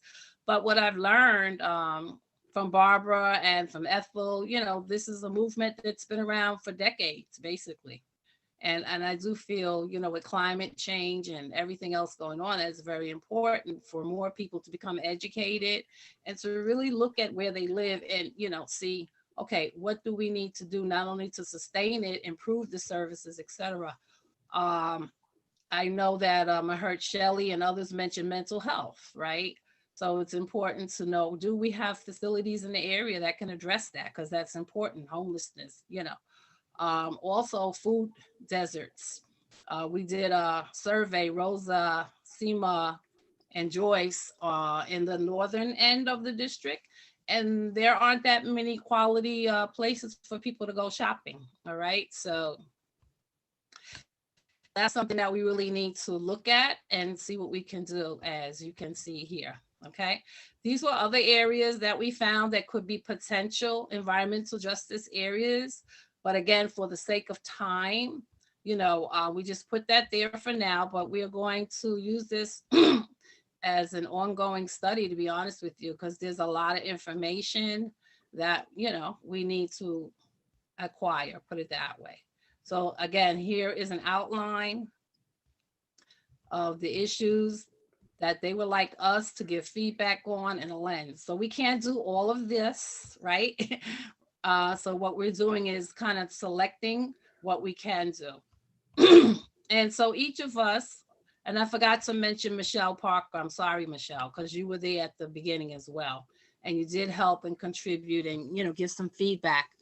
Michelle Parker, Madge Rosenberg, as well did a walkthrough down by Amsterdam Houses and by Waterline Square and that whole area that first weekend that we kind of worked together. So I apologize for not mentioning you guys as well. So again, like I said, these are areas that the Environmental Justice Advisory Board, you know, they've been looking at it. So they want to know, you know, if we in our area have, you know, any concerns. And these were the links that were provided so that we could gather the information. And so basically, this is Excuse me, my are you still sharing the screen? Because I don't see the screen. I don't know if other people do. Okay, I guess it went out because I thought, wait a minute, let me go out for a second. There are, just as she does that, Jeanette, Rosa has put some links in the chat, so I can refer Okay, to that. good. Let me And I see. know there's some questions. I know there's also some questions, so I don't know if we want to multitask, but just letting you know. Yeah, multitask. Okay, well, why don't you get this up? I want you to finish the presentation, but I am letting you know a couple of people have questions as well. Okay, cool. Yeah, all right. So these are some of the pictures that I just wanted to let you guys see. I don't know, let me see if I could present. All right, good. All right, cool. Can you see these pictures? Yes. Okay, cool. All right, so this is a fridge located at Douglas Houses, all right, that we took a picture of. And you know, I sat there for a while and I saw people from Columbia, students, I imagine, you know, putting food in the refrigerator, and I saw people waiting, you know, patiently as they put the food in there, and they took advantage of it. And I thought that was a great idea, that maybe we could possibly do something like that in our community as well, because of the homeless and because of, you know, what we see going on. And instead of people having to panhandle, you know, to get something to eat, maybe, you know, at night or whatever, if they need something, they can go to a fridge.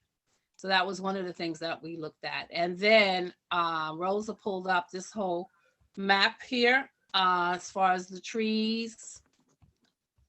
And this was information that was extracted from the Parks Department. So as I said, there's many resources to gather information.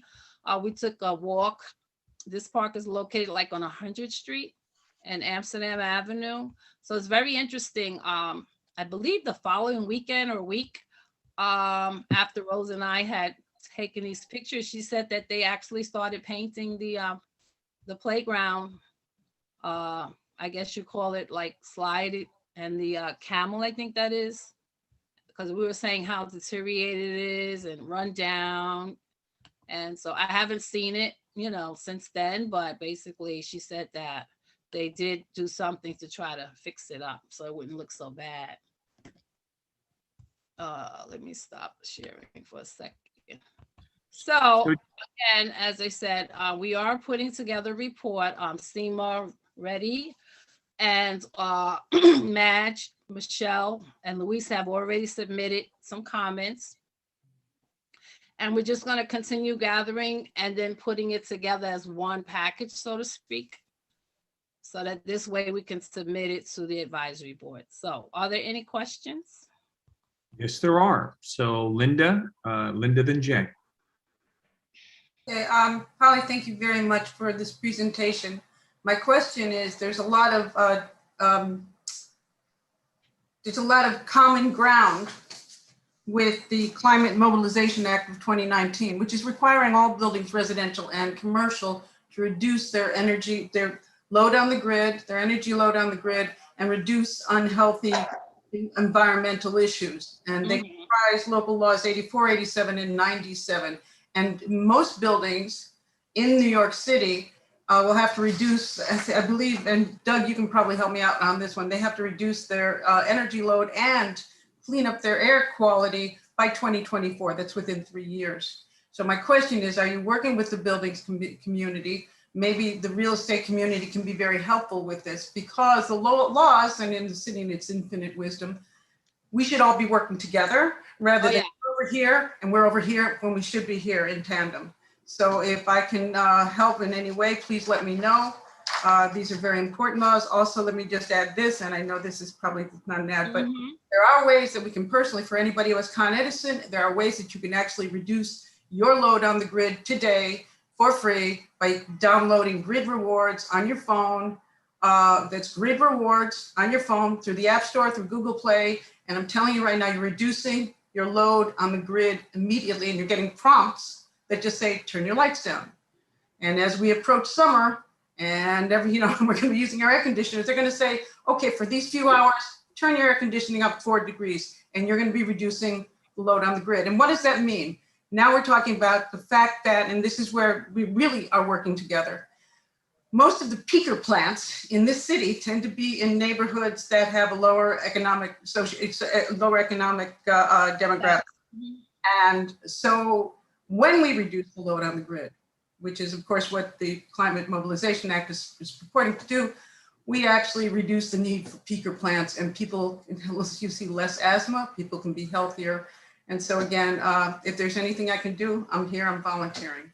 Thank you. Thank you, Linda. I really appreciate that, because as I said, this is a massive undertaking, and I don't know everything, but just give. Well, so maybe we'll sit down offline and have a chat, because I can certainly help out with some resources. So thanks. Great. Mr. J. Adolph. Yeah, it looks like Polly is frozen. I think she can normally, I think Polly will be able to hear you, and I Rose can cannot hear as well. you if I freeze. Yeah. But thank you, Linda. If Can you didn't you- hear me. Can you hear me, Take Polly? your offer.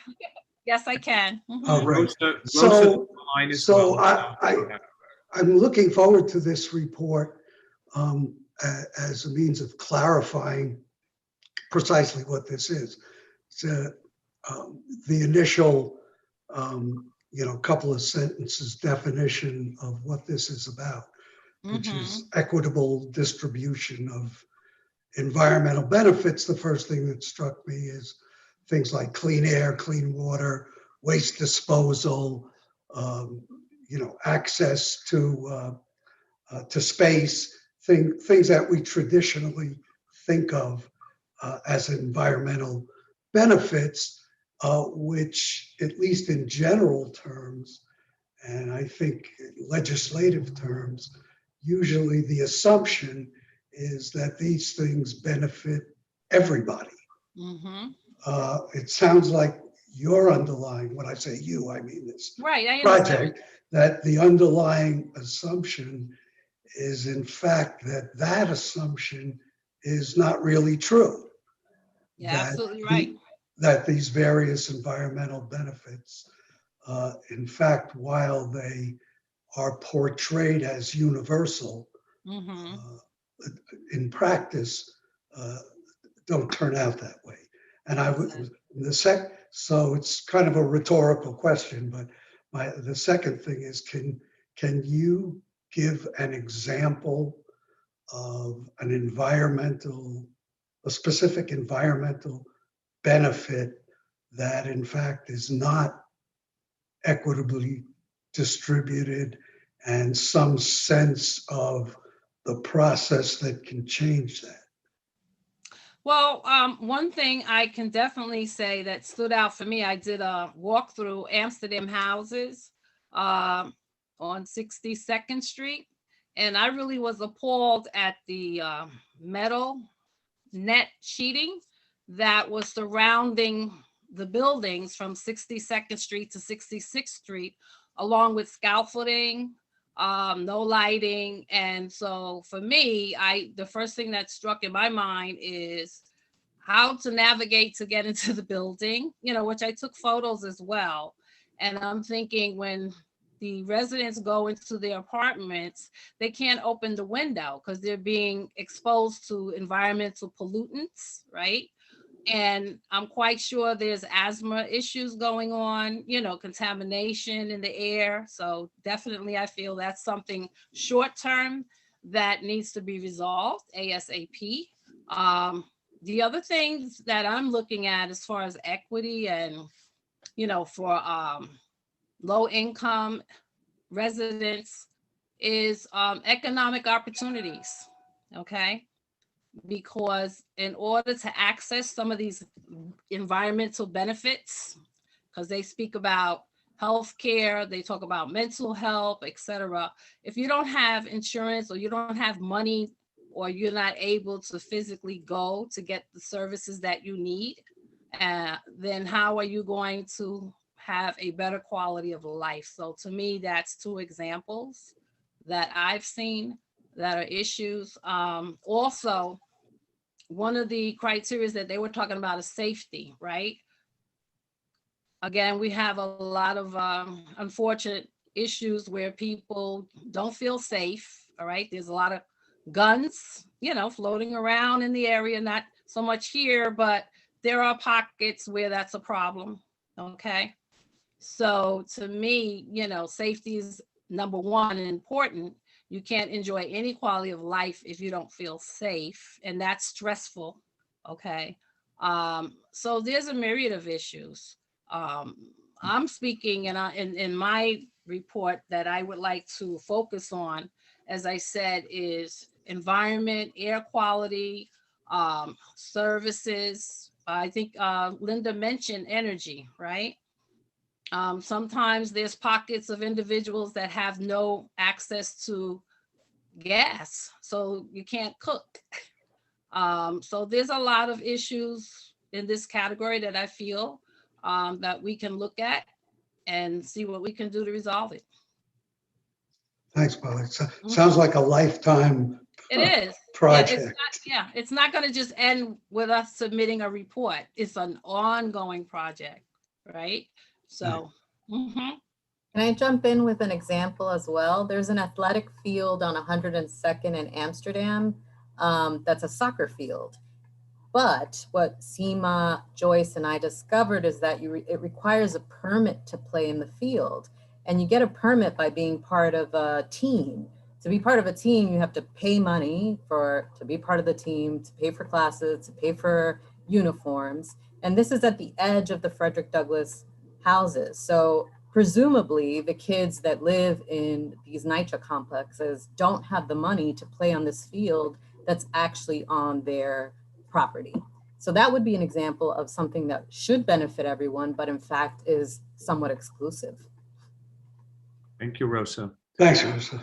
Okay, so we're getting a couple more hands. I do want to say that I'm somewhat conscious of, I try and plan the meeting to be a 2-hour meeting at 8:30. So I'm not saying we can't ask more questions, but I just wanted to just manage to that. So we now have Doug and we have Michelle. I just wanted to add to what Polly presented. We had Helen at a meeting yesterday, and she talked an example about how even though the waste treatment plants for equity were placed on the Upper East Side, which is good, the type of plant that was placed there was of the very best, mitigating all sorts of odors, and in other communities where they were placed, they were not, it wasn't the same technology, which is a disparity. The other thing is, I just, on a personal note, it's a broader topic, but if anyone saw 60 Minutes this past Sunday, David Williams, a Harvard researcher, did an incredible story, which I think is a broader, this is a subset to that, but just certainly touched on environmental justice issues. We touched on it tonight about food deserts and just how just a great impact on health. So I encourage anyone to watch that. It was a great segment for all the right reasons. That's all. Thank you. Thanks, Doug. And we're gonna, our last question or statement will be from Michelle. Thank you. Rosa, if you and I could speak together, I mean, I don't know how long you lived in the neighborhood, but I like to get you up to speed about how the fields are used, who gets scholarships, who paid to redo the sports fields and the schoolyards. And I'd like to help you out with that, because this is the second time I know that you've talked about this. And yeah, I'd like to just clear things up for you, because I've been in this neighborhood for Yeah, I grew up in this neighborhood. And so I remember Peter just wrote in the chat, I remember when it was a basketball court. And the reason that's significant is that basketball is much less expensive. I mean, it just requires a ball. People would just— Same with soccer. Soccer only requires a ball.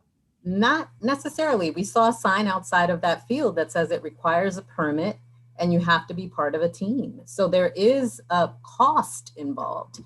To get a permit, you have to pay. So there's some cost involved that was not the case when it was a basketball court.